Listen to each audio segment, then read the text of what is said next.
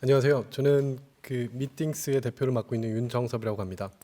오늘 귀하신 시간 내주셔서 참석해 주셔서 여러분들 대단히 감사드립니다. 일단 그 슬라이드가 준비돼서 나올 때까지 그 간단하게 저나 저희 회사나 저에 대한 소개를 드리면, 저는 지금은 사실은 게임 업계에서 게임을 만들고 있지는 않지만 한 18년 정도 게임 업계에서 콘솔, 모바일, 온라인 게임 등등을 만들고 팔고 여러 가지 게임 업계 일들을 계속 해왔었고요. 그 지금은 실리콘밸리에서 실제 그 모바일 게임, 모바일 앱들의 UX 리서치와 그 컨설팅 서비스를 하고 있는 미팅스의 공동 창업자로서 활동을 하고 있습니다. 제가 좀 미리 좀 준비를 해왔어야 되는데 그 마지막에 좀 내용을 좀 추가하고 바꾸는 바람에 제 자료를 늦게 드려서 좀 보여드릴 수 있는 자료가 좀 늦게 나와서 죄송합니다. 그 오늘 뭐 간단하게 나올 내용들이 나오면 드릴 말씀이긴 한데, 저는 오늘 그 UX에 관련된 내용을 말씀드리려고 하고 있습니다.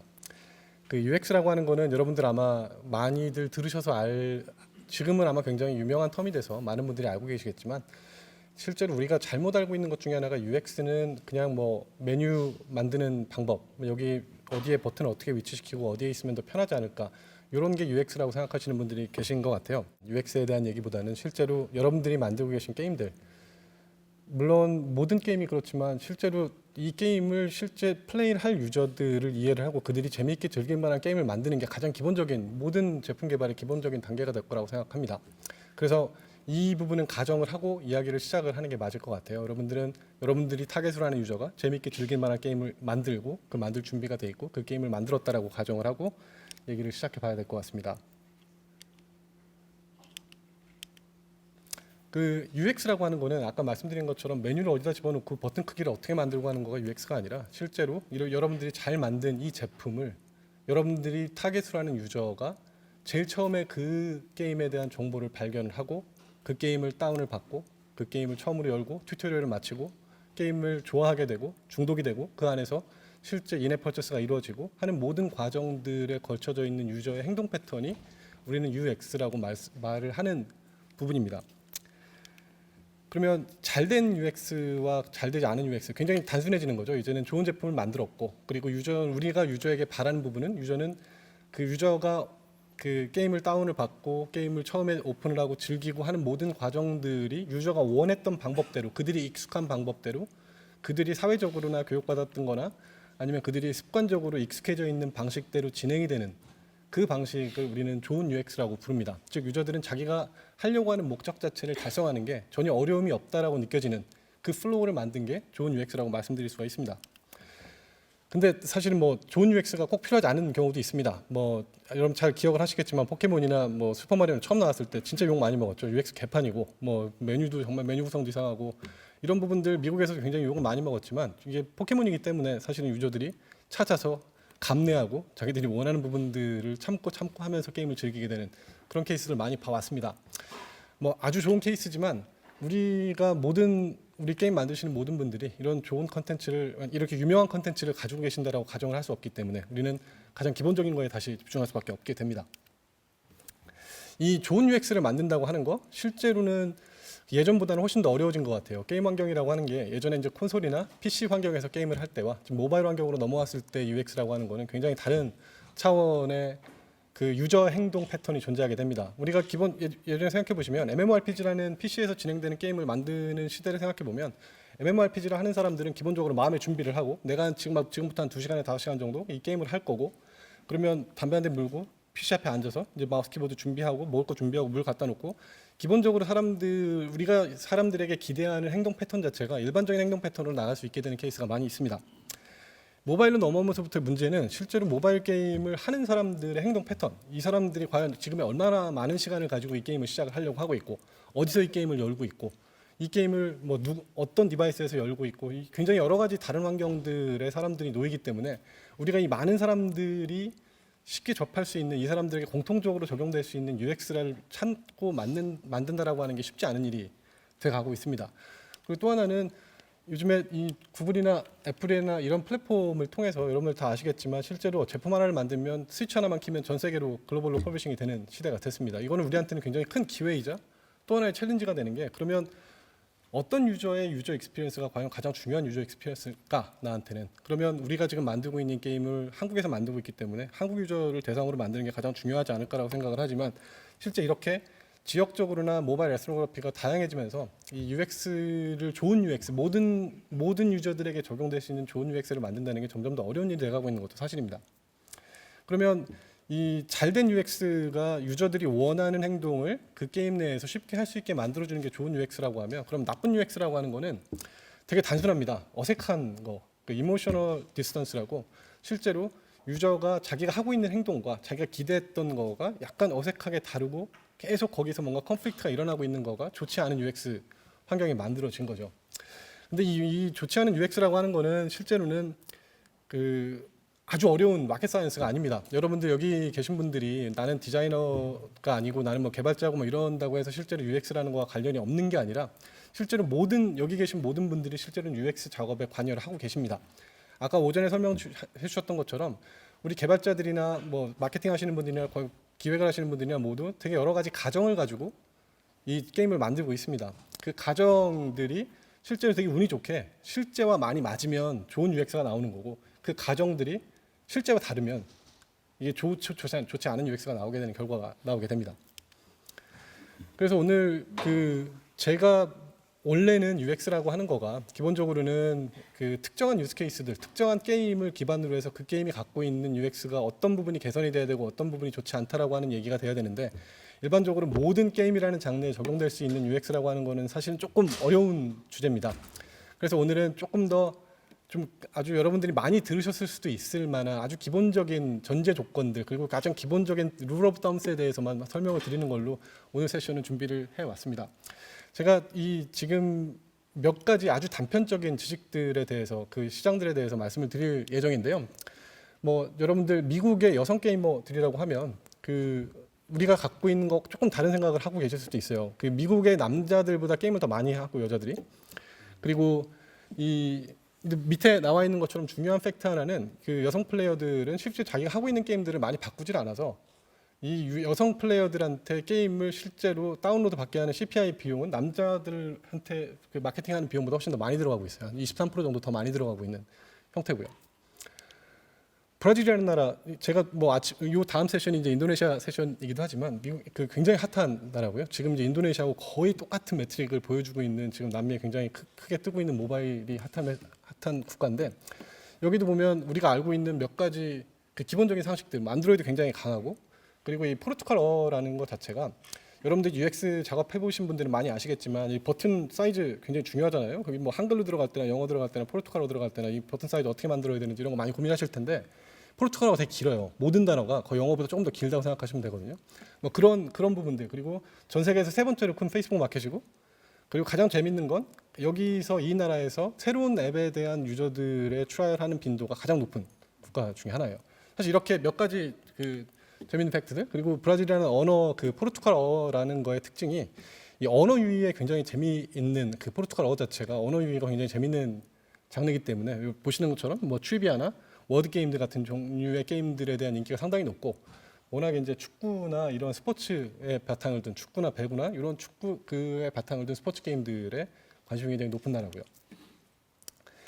뭐 몇 가지 재밌는 팩트들은 이제 조금 더 넓혀서 남미를 전체를 보면 아직도 콘솔하고 PC하고 모바일이 3분의 1, 3분의 1, 3분의 1 정도 먹고 있지만 전 세계적인 추세는 당연히 모바일 쪽으로 더 많이 쓰려고 하고 있는 추세고 아직까지 이 나라에서 많이 하고 있는 콘솔은 재밌게도 플레이스테이션 2, 플레이스테이션 3 그리고 지금부터 한 두 세대 이전의 제품들이지만 이런 제품들이 그 나라에서 인기를 끌고 있습니다.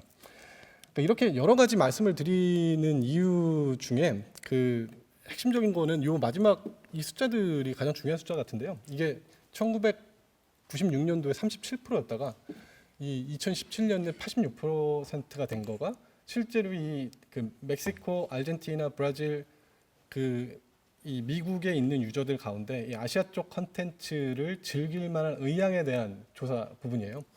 사실은 예전에는 굉장히 낮았어요. 이 낮았던 이유 자체가 실제로 이 제품들에 대해서 이쪽에서 들어오는 제품들의 어색함, 아까 말씀드렸던 굉장히 큰 어색함이 가장 근본적인 이유였고 지금은 실제로 굉장히 많은 그 유저들이 아시아 쪽의 컨텐츠를 이미 접해 와 있고 그 컨텐츠를 접할 준비가 돼 있다는 상황입니다. 여러분들이 한 가지 희망적으로 생각하셔도 되는 부분들이 지금 만들고 계신 제품들이 이건 너무 아시아 쪽에 맞는 풍으로 만들었으니까 미국에서는 안 될 거야라고 생각하시는 것보다 훨씬 더 오픈된 마인드로 그 여러분들의 제품을 바라보고 있는 해외 유저들이 상당히 많이 있다는 거. 예전보다 훨씬 더 좋아진 시장이라는 거는 여러분들이 되게 좋은 방향으로 생각하셔도 되는 부분이라고 생각을 하고 있습니다. 그러면 이 좋은 우리가 그러면 어디서부터 그러면 우리가 제품 만들 때 이 처음부터 이 제품이 글로벌로 먹힐 제품이다라고 가정을 하고 만들면 참 좋잖아요. 근데 뭐 여러분들 다 현실적으로는 한국에 성공하는 게 훨씬 중요하고 여기서 뭔가 성공한 다음에 잘 되면 해외에 나가는 게 맞지 않겠어라고 생각하시는 분들 계시지만 조금 다른 각도에서 그런 문제 의식을 바라보면 정말 잘 될 게임을 만드시고 계신데 그 잘 될 게임이 몇 배로 빨리 더 성장하고 크게 될 수 있는 그 스피드를 확 줄여버릴 수 있는 그러니까 어떤 특정한 몇 가지 중요한 포인트들을 초기 단계에 거치지 않았기 때문에 그런 기회비용이 큰 기회비용이 나중에 발생할 수도 있기 때문에 지금부터 말씀드리는 몇 가지들은 아주 초기 단계부터 지금 단계부터 여러분들이 한 번쯤 고민하시고 그 시장에 대해서 이 웨스턴 마켓이 우리 마켓과 어떻게 다르고 어떻게 다른 생각들을 하고 있는지에 대한 그 감을 가지고 제품 개발에 적용을 하시고 계신다면 어느 정도는 도움이 되지 않을까라고 생각하는 부분들을 정리를 해봤습니다. 먼저 되게 또 뻔한 얘기일 수도 있는데요. 이게 미국이라는 특히나 이제 웨스턴 국가들의 큰 특징이 완전 경쟁 시장이고 완전 경쟁 시장이라고 하는 건 누구든 뭐 중국처럼 뭐 판호를 누가 내주고 이런 게 아니라 누구든 제품 런칭하고 거기서 치고받고 싸울 수 있는 시장이죠. 그만큼 시장이 넓고 그 완전 경쟁 시장이라는 그 장점은 있지만 그렇게 시장이 크기 때문에 아주 돈이 많은 정말 폴리시되어 있는 프로덕트를 만들 수 있는 아까 오전에 설명해 주셨던 세션처럼 프리프로덕션 기간만 3년, 4년 정도 거칠 수 있을 만큼 그렇게 투자할 수 있는 회사들이 정말 더 큰 성공을 낼 수 있는 하나의 큰 분류가 있고 또 하나는 정말 너무나 유니크해서 여기서도 보면 우리 컨텐츠 중에 예전에 싸이가 한참 인기 있었을 때가 저렇게 아주 익스트림리 유니크한 그런 성격의 제품들이었고 지금 BTS는 정말 익스트림리 폴리시 돼 있는 형태의 프로덕트를 가지고 지금 이제 글로벌 시장에 성공을 하고 있는 거죠. 사실 약간 이 중간 단계가 애매한 시장 단계예요. 여기서 이게 어느 정도만 지금 여기 한국에서 만든 거를 좀 대충 잘 만들어서 런칭을 하면 어느 정도는 그 소개 성과를 달성할 수 있지 않을까? 굉장히 어려운 사실은 챌린지 중에 하나죠. 또 하나는 그 유저들이 어떤 제품들을 디스커버리 해가는 과정. 아까 그 지지 컨텐츠에 김정현 대표님 말씀 주셨던 것처럼 굉장히 다양한 지금은 정말 예전처럼 무슨 잡지에서 정보를 다 흡수하는 게 아니라 자기가 정말 좋아하는 정보의 소스들에서 그걸 프로액티브하게 그 정보들을 가지고 오고 자기만의 판단을 하게 됩니다. 그래서 실제로 마케팅을 하기 전에 어떤 방법으로 유저들이 이 새로운 제품에 대한 정보를 흡수하는지에 대해서 여러분들이 잘 알고 그 각 국가별로 아니면 새로운 문화별로 어떻게 진행돼야 되는지를 알고 접근하시는 것도 상당히 중요하고요. 이 인도스먼트라고 하는 거 아까 마지막에도 잠깐 말씀 주셨지만 굉장히 우리는 늘 기대하잖아요. 우리가 뭔가 뭐 마케팅을 하고 프로모션하면 유저들이 알아서 다 판 날라주고 뭐 이럴 거라고 생각을 하지만 실제로 이 뭔가 바이럴하게 뭔가 퍼져나가는 부분에 있어서는 훨씬 더 보수적인 게 이 웨스턴 유저들의 기본적인 성향들이에요. 그러니까 자기가 정말 이걸 바이하지 않으면 자기가 정말 이걸 좋다고 생각하지 않으면 다른 사람들에게 이거 한번 해봐라고 얘기하는 것 자체가 굉장히 어려운 그런 문화를 갖고 있기 때문에 아마 여러분들 구글이나 이런 데 들어가 보시면 실시간 검색어 같은 거 없죠. 다른 사람이 뭘 검색하는지는 별로 관심이 없는 거죠. 여기서는 내가 어떻게 생각하는지가 더 중요한 그러니까 인디비주얼리즘이 훨씬 더 중요한 문화의 기본을 이루고 있기 때문에 이런 부분들을 여러분들이 한번 늘 머릿속에 두고 계시면 웨스턴 문화는 이런 게 가장 기본적으로 다른 부분이구나라는 걸 생각하시면 될 것 같고요. 그러면 좀 더 구체적으로 제품 만드는 단계에서 어떤 부분들을 좀 감안을 해서 우리가 제품 만들면 조금 더 나아지지 않을까. 실제적으로 어떤 사례들을 해외에 있는 회사들은 로컬라이즈를 위해서 준비를 했고 그게 또 어떤 식으로 반영이 됐고 하는 내용들에 대해서 보여드렸으면 좋겠습니다. 제가 오늘 준비한 장표 중에 가장 어려운 그리고 어렵지만 여러분들이 한번 오늘 꼭 기억해 주고 가셨으면 좋겠다라고 생각하는 이 6가지 토픽이에요. 그러니까 말씀드렸던 것처럼 이거는 UX 디자인 하시는 분만 알고 있어야 되는 게 아니라 지금 여기 뭐 사업을 하시는 분이나 개발하시는 분이나 모든 분들이 꼭 숙지를 하고 제품을 만드는 모든 과정에서 한 번쯤 자기한테 물어봤으면 하는 그런 질문들입니다. 이게 이 6가지 팩트들이 어떤 문화적인 차이나 어떤 제품의 아웃풋에 대한 이 퀄리티 차이를 많이 좌지우지하게 되는 그 요인들인데요. 첫 번째 파워 디스턴스라고 하는 거는 이 권력과 나와의 관계의 차이인 거죠. 사실은 우리 그 아시아 쪽 문화를 보면 이 서열이 굉장히 분명하고 이 중간에 뭔가 이 왕이 뭔가 그 의사결정을 내리면 밑에 사람 다 죽어야 되고 뭐 이런 형태 하나의 스토리 라인이 있다면 사실은 그 이 파워 디스턴스가 굉장히 짧은 나라들, 뭐 미국이나 이런 나라들 보면 누가 위에서 뭐 명령하면 말대꾸하고 싸우고 치고 받고 뭐 이런 일들이 벌어지잖아요. 사실 그게 이 문화적인 차이에서 파워 디스턴스가 사실은 제일 첫 번째 놓이게 되는 저게 상당히 많은 그 서브 문화들의 영향을 많이 주는 거기 때문에 저 부분들을 고민해 보셔야 되는 부분이고, 인디비주얼리즘이라고 하는 건 여러분들 뭐 이건 다 이미 알고 계시겠지만 굉장히 서구권 애들은 개인주의적이야라고 말씀을 하시잖아요. 그게 장점도 있고 단점도 있지만 이 개인주의적인 거기 때문에 뭐 여러 가지 예를 들어보면 어떤 클랜이나 게임에서 길드나 클랜이나 이런 걸 만들어 봤을 때 길드나 클랜을 바라보게 되는 유저들의 관점도 한국 유저들과 한국 중국 유저들과 유럽 유저들은 상당히 많은 차이를 보이게 됩니다. 이 길드나 사실 뭐 클랜이 나한테 주는 직접적인 베네핏이 없다. 이게 뭐 그 대신 나는 이 친구들하고 뭐 2년 3년 동안 얘기해 왔기 때문에 무조건 있어야 돼. 이런 거 없거든요. 나한테 주는 메리트 없으면 나는 그 클랜이나 길드 나한테 의미 없어라고 하는 거가 훨씬 더 중요한 거고, 아시아권 유저들에게는 실제로는 그거보다는 아 이거 내가 이 친구들하고는 정말 혈맹이야 이런 느낌들로 많이 다가오게 되는 그런 부분들이 있죠. 그리고 머스큘레니티나 뭐 페미니니티 같은 경우는 그 우리 같이 이제 약간 아시아 쪽 문화 같은 경우에는 남성 위주의 문화들을 많이 가지고 있고, 그리고 그 여성을 약간 그 게임에서나 이 상품화를 하는 케이스나 경향들을 많이 보여주고 있는 부분들이 있습니다. 그 외에 이제 사실은 저 페미니티 같은 경우에는 굉장히 여러 최근에 나오는 굉장히 많은 헐리우드 무비들이나 헐리우드 영화들이나 미국에서 제작되는 많은 제품들이 여성 유저들을 어트랙트 하기 위해서 굉장히 많이 신경을 쓰고 만들고 있는 제품 그 포인트이기도 합니다.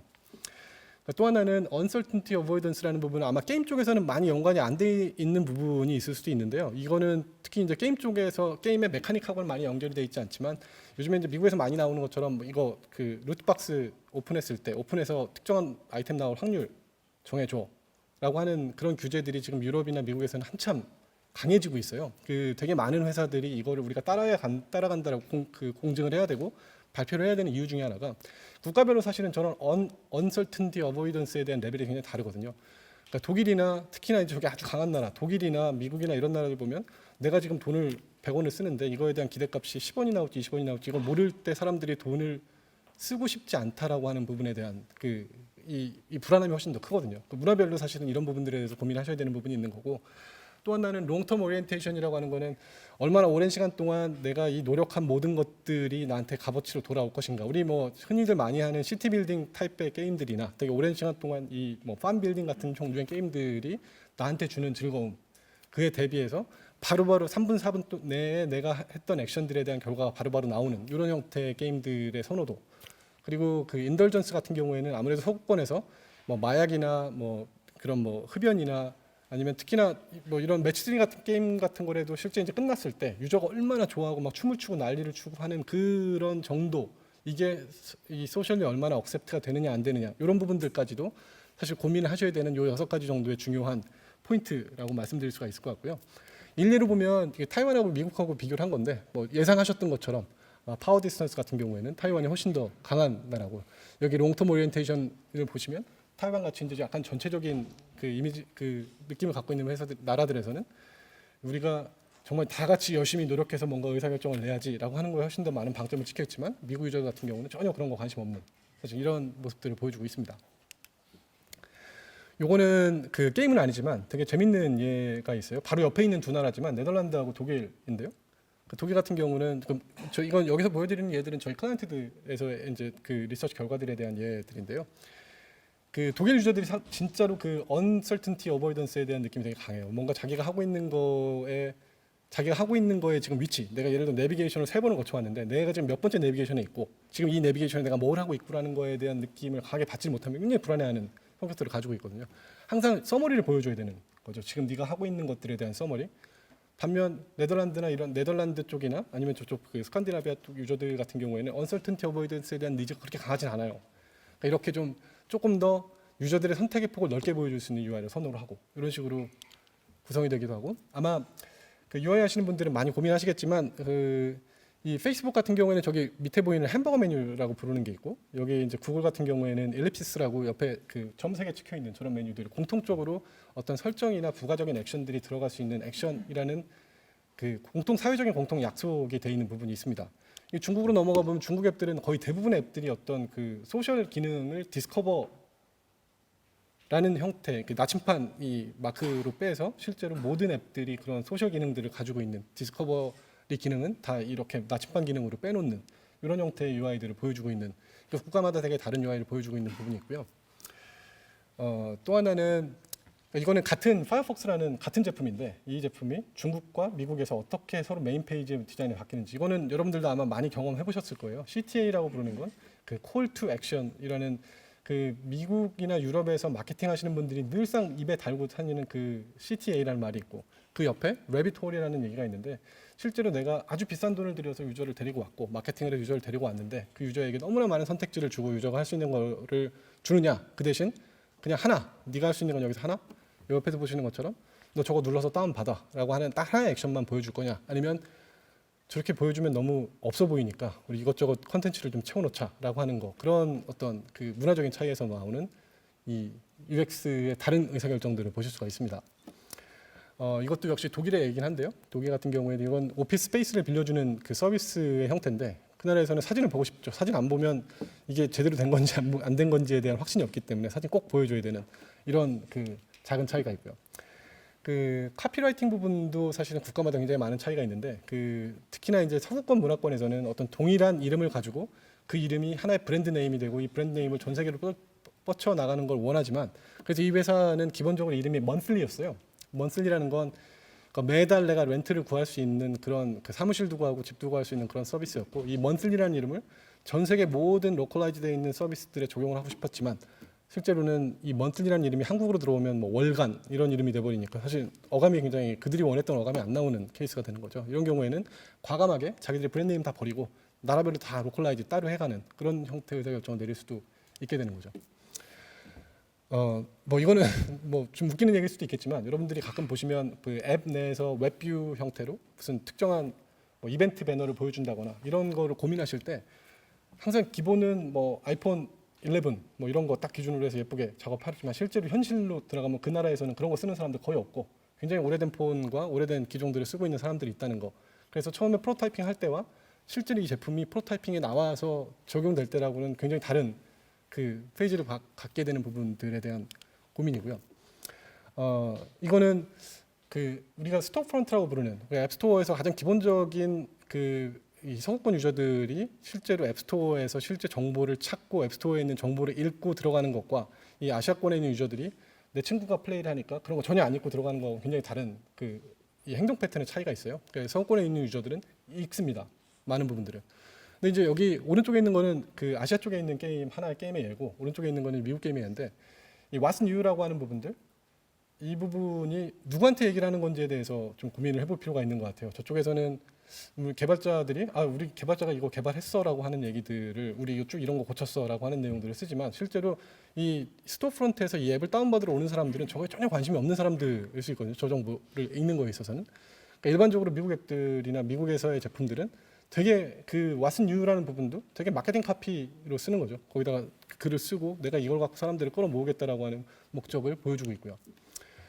이것도 마찬가지입니다. 기본적으로는 그 이것도 굉장히 큰 문화적인 차이일 수 있는데, 이 우리가 이미지로 접근하게 되면 굉장히 비어 있는 공간에 대해서 그 아시아 쪽 문화권에서는 불안해하고, 이 텍스트로 넘어가게 되면 텍스트 안에서는 상당히 많은 스페이싱을 가져가게 하는 게 일반적인 우리 UX인데, 실제 이제 앱스토어에서 저 딱 세 줄만 보여주거든요. 아이폰의 앱스토어에서는 저 세 줄을 보여주는데, 저 세 줄 안에 내가 하려고 하는 얘기들이 다 들어있어야 되는데, 그 스페이스가 들어가면서 내가 하려고 하는 얘기들이 거기서 많이 제대로 전달이 되지 않는 아주 간단하지만 되게 중요한 의사결정에서의 차이를 보여주는 부분도 있습니다.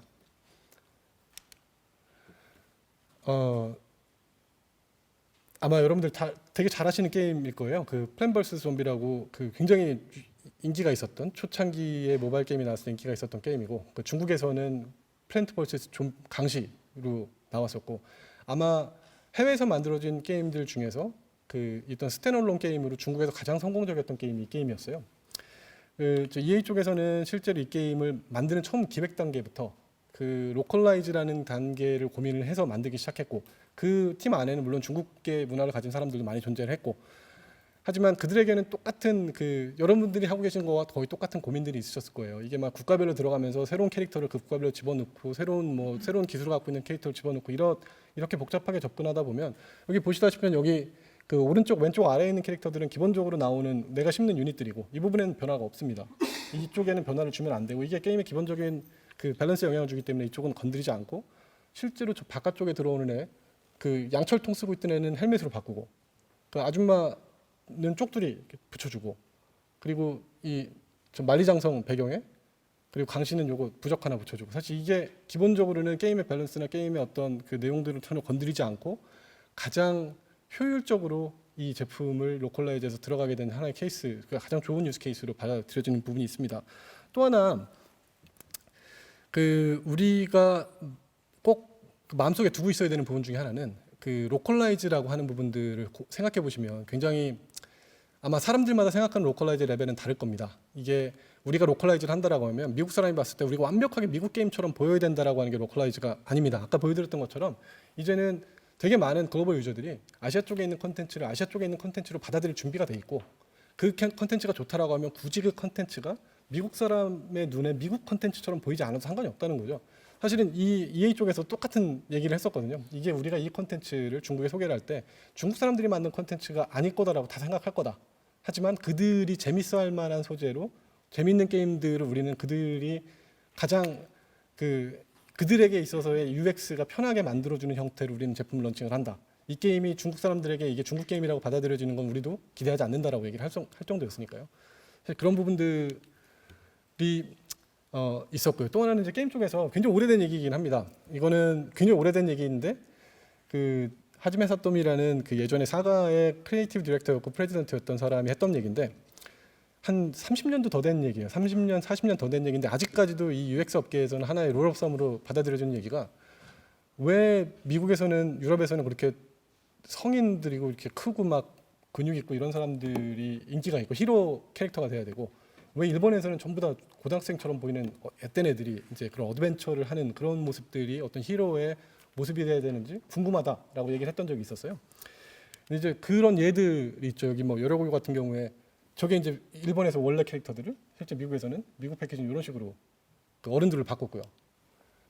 이거 미국에서는 일본에서는 라켓맨이었는데 메가맨으로 바꿔서 메가맨도 훨씬 더 나이가 좀 먹었죠. 드래곤 퀘스트 같은 경우도 이 어린애가 어드벤처를 하는 그런 모습들이 아니라 실제로 이 드래곤 워리어라고 하는 지금 모습 보면 굉장히 다른 형태의 모습이 돼 있죠. 아마 많은 분들이 아시겠지만 그 오카리나 오브 타임 같은 경우에는 실제 이제 링크가 굉장히 어렸을 때부터 이 게임 내에서 성장을 해서 되게 멋진 그 성인 캐릭터로 커 나가는 과정들이 들어 있는 하나의 게임이었고, 아마 그 이 닌텐도 게임 중에서는 레전드급으로 인정을 받는 가장 좋은 작품이었다고 인정을 받는 게임이고, 그 게임의 후속작이 이제 그 윈드 베이커라는 게임이었는데, 이 서구권 유저들의 기대를 산산히 깨고 완전히 애기로 다시 돌아가서 애기 하나만 나오게 되는 이런 케이스로 돌아가서 실제로 한 2배 이상의 매출이 나올 거라고 예상을 했지만 그거의 한 절반 정도 되는 매출로 게임의 완성도를 떠나서 그런 그 지금까지도 많이 회자가 되는, 이게 하나의 어떤 이 문화권을 바라보는 거에 있어서의 차이, 이런 부분에 있어서는 이런 차이점이 있을 수 있다라는 거 말씀드릴 수 있을 것 같습니다. 있었던 게 그 클래시 로얄 쪽, 아마 여러분들 한국에서도 굉장히 인기 있는 게임이기 때문에 많이들 알고 계실 겁니다. 그러니까 클래시 로얄은 세 가지 되게 큰 고민이 있었어요. 이 게임은 잘 아시다시피 이 뭐 지금은 이제 매달 그 시즌을 업데이트를 하고 뭐 이제 매달 뭐 새로운 캐릭터들을 내놓고 그 안에서 이제 작은 이벤트들 계속 뭐 2주에 한 번씩 이벤트를 돌아가고 하는 부분들이 있고, 근데 그렇게 이 프리퀀이 업데이트되는 이벤트들을 유저에게 어떻게 가장 효율적으로 보여줄 수 있을까라고 하는 부분들. 하지만 여러분들 아까 제가 처음에 설명드렸던 것처럼 UX라는 그 기본 개념으로 돌아가서, 그 UX라고 하는 거는 내가 목적하는 바를 이 게임에서 가장 효과적으로 이룰 수 있게 만들어줘야 되는 건데, 이벤트에 관심 없는 유저들도 많이 있거든요. 관심 없는 유저들까지 모두 다 이벤트 팝업 보여주고 하는 거가 과연 효과적이냐? 그런 인디비주얼리즘의 관점에서 보면 그렇지 않다라고 하는 거죠. 그럼 어떻게 그 문제를 해결할 건가? 이런 부분이 그들의 UX에서는 큰 숙제였고요. 또 하나는 이 어떻게 하면 이 사람들이 갖고 있는 생각은 크래시 로얄 하는 사람들은 지금 당장 3분의 시간을 갖고 있는 사람들이고 이 3분의 시간 동안 이 사람들이 게임을 딱 한 판 하고 나가게 만들어주는 UX.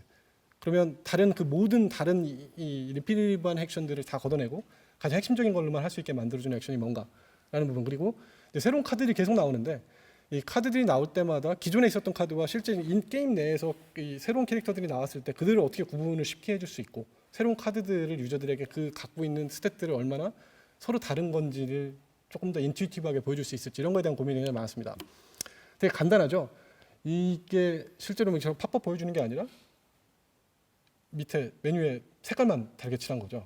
색깔만 다르게 칠했는데 그러니까 이들은 가장 완벽하게 자기들의 어떤 이벤트 팝업이나 어떤 프로모션 팝업들의 내용들을 처리를 했다라고 보는 부분들이 있어요. 저희가 리서치를 해보면 한국 게임 회사들에서 가지고 있는 게임들의 미국 유저들이 가장 어색해하는 부분들이 처음에 들어왔을 때 팝업이 팍팍 뜨는 뭐 이런 부분들 사실 굉장히 이해를 못하는 부분들이고 그게 그들의 UX에서는 가장 어색함을 증폭시키는 요인이 되는 부분들이 상당히 많이 있었습니다.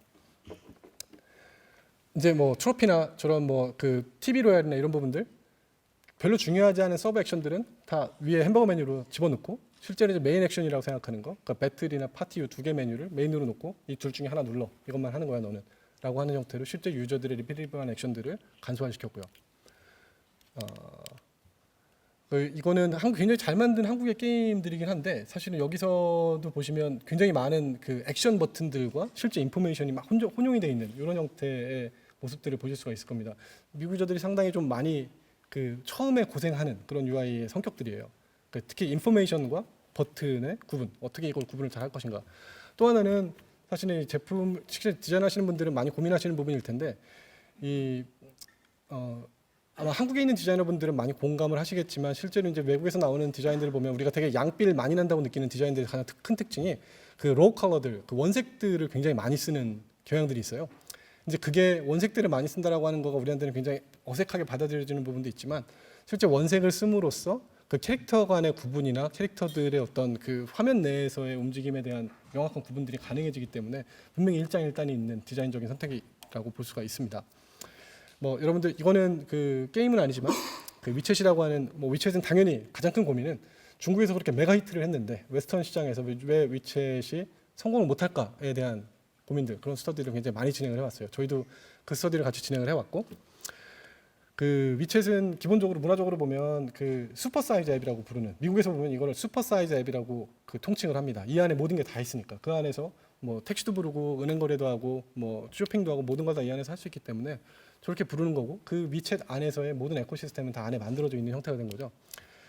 근데 되게 그 간단한 그 문제점부터 시작이 됐어요. 첫 번째가 이게 그런 메가 앱이 슈퍼 사이즈 메가 앱이기 때문에 문제가 이 안에서 벌어진 컨텐츠들을 갖고 밖으로 나가는 게 상당히 어려워진 형태가 된 거예요. 그 미국 유저들한테는 내가 여기서 되게 재밌는 스티커를 발견했고 되게 재밌는 컨텐츠를 발견했는데 이거 트위터로 트윗하고 싶은데 페이스북에 넣고 싶은데 실제로 이 기능이 들어간 게 최근이에요. 위챗도. 그러니까 그 전까지는 위챗 안에서만 해라고 하는 그 위챗이 갖고 있던 미국에서 어떤 그 중국에서의 컨셉을 그대로 갖고 있었고 또 하나는 이 문화적인 차이에서 이 스티커라고 하는 거가 만약에 이 스티커는 이게 얼마나 중요할지 위챗 자체도 자신들은 몰랐어요. 근데 이게 얼마나 많은 유저들에게 이 아까 말씀드렸던 어색함을 가중을 시켰냐면 아예 그런 중국의 명절들에 대한 스티커가 없었으면 모르겠는데 중국 명절들에 대한 스티커들은 다 있는데 미국 명절들에 대한 스티커는 아무것도 없는 뭐 이런 형태로 제품이 런칭이 되고 나니까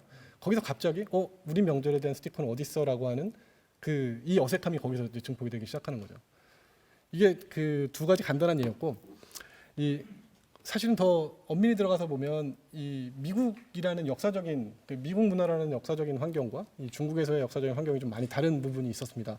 특히 보시면 이 위챗이라는 그 앱 자체가 7년 동안 정말 무섭게 성장을 해왔고 그 성장을 해오는 과정에서 자기들 그 에코시스템 안에 모든 걸 다 녹여서 만들어 왔지만 실제로 미국에서는 여러분들이 기억하실는지는 모르겠지만 거의 페이스북은 구글과 같은 연도에 시작을 했을 정도예요. 그러니까 페이스북이 뭐 갑자기 나타나서 성공한 그런 회사가 아니라 굉장히 오랜 시간 동안 담금질을 해서 지금의 모습들을 갖추고 있는 거기 때문에 그렇게 각각의 세분화되어 있는 에코시스템들이 모여서 하나의 에코시스템을 만든 게 이제 서구권의 문화라면 중국이나 이런 위챗의 문화는 하나의 모든 걸 다 집어넣는 형태의 문화로 발전해 왔던 거죠. 이제 슈퍼사이즈 앱들은 저렇게 위챗이나 카카오톡처럼 그 안에서 모든 걸 해결할 수 있는 형태의 문화로 발전해 왔고 이 해외 쪽에서의 그 큰 소셜 네트워크나 문화들은 이 슈퍼 커넥터라는 형태 나는 모든 걸 연결시켜주는 연결자 역할을 하지 내가 그 안에 모든 걸 내가 가져가지 않겠다라고 하는 여러분들이 아마 제품을 가지고 다른 나라에 진출을 한다라고 생각하실 때도 가장 그 염두에 두셔야 되는 그 어떤 컨텐츠 정책으로 어떻게 연결을 해서 들어갈 건지에 대한 고민들을 해보셔야 되는 부분이라고 생각을 합니다.